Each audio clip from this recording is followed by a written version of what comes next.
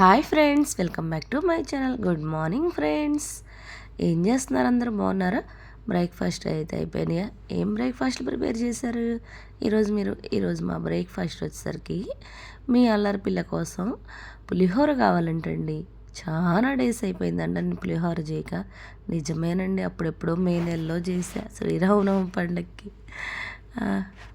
ఈ నెలే కదా అంటారా?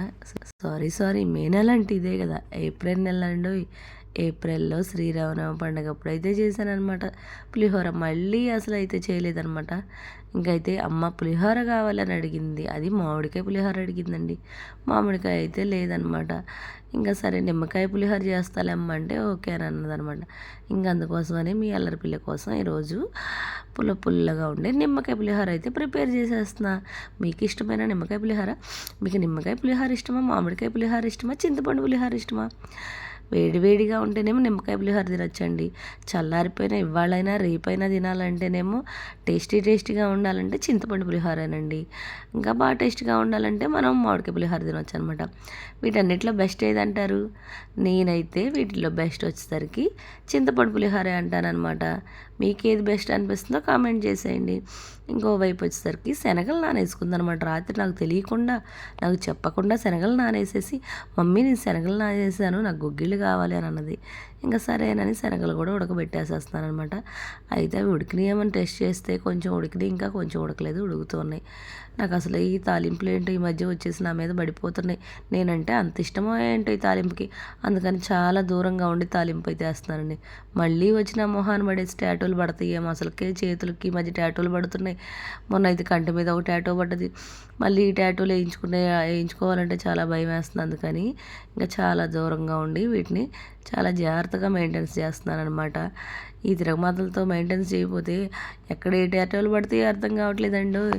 ఇంకా తిరగమాత అయితే వేసేసి రైసే ముందే ప్రిపేర్ చేసేసాను. ఇంకా మిక్స్ చేసేసేసి అన్నీ వేసేస్తున్నాను అనమాట. ఇంకా తాలింపులో వేయలేదండి, ఎండుమిరకాయలను, శనగిత్తనాలు, కొంచెం కరివేపాకు అయితే వేసేసాను.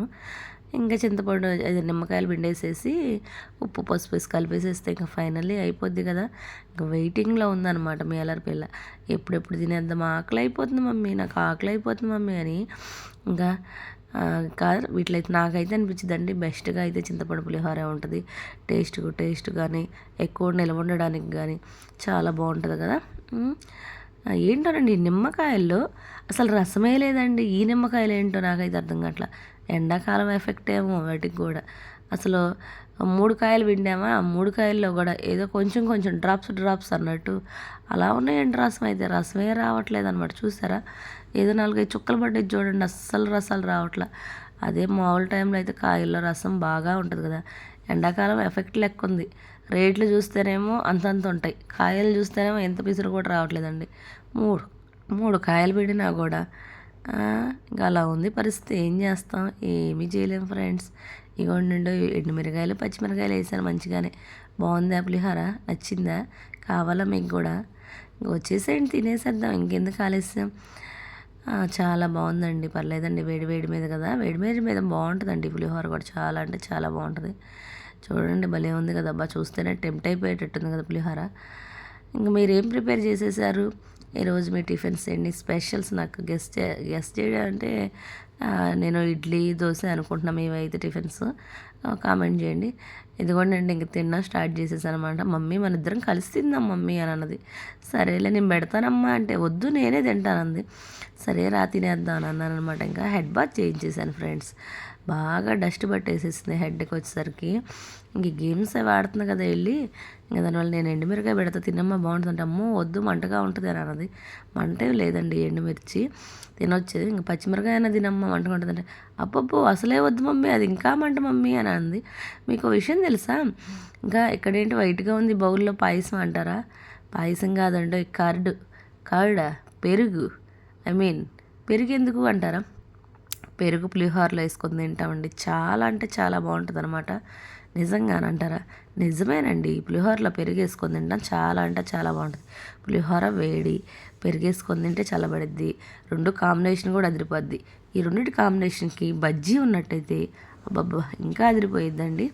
కానీ బజ్జీ అయితే తిననులే గాని నేను ప్రెజెంటు ఈ పులిహోర, పెరుగు కాంబినేషన్ అయితే చాలా అంటే చాలా బావుంటదనమాట. మీరు పులిహోరలో పెరుగేసుకొని తింటారా? తినరా? మీకిష్టమేనా? ఎబ్బే! పెరుగే ఇష్టం లేదండి. మళ్ళీ పులిహోరలో పెరుగేంటండి? ఈ కాంబినేషన్ ఏంటండి? చూస్తేనే వాంతొచ్చేటట్టుంది అని అంటారా? లేదండి. నిజంగా చాలా అంటే చాలా బావుంటదనమాట. మీరెవరైనా పులిహోరలో పెరుగేసుకొని తింటారా? లేదా? కామెంట్ అయితే చేయండి. లేదండి మేము తినం అసలు నాకు పులిహోరే నచ్చదు. సారీ. పెరుగే నచ్చదు. అలాంటిది పులిహోరలో పెరుగేసుకొని ఎక్కడ తింటామండి. నిజంగా చాలామందికి పెరుగన్నా, మజ్జిగన్నా త్వరగా అదే ఇష్టపడరనమాట ఎందుకో. ఇంకా అసలు కొంతమందికైతే ఆ స్మెల్లే నచ్చదసలు. మీరు గాని ఇష్టమయ్యి ఇలాంటి కాంబినేషన్ తింటామని అయితే ఒక కామెంట్ చేయండి. వీడియో నచ్చినట్టయితే లైక్ చేసి, షేర్ చేసి, సబ్స్క్రైబ్ చేసుకోండి ఫ్రెండ్స్.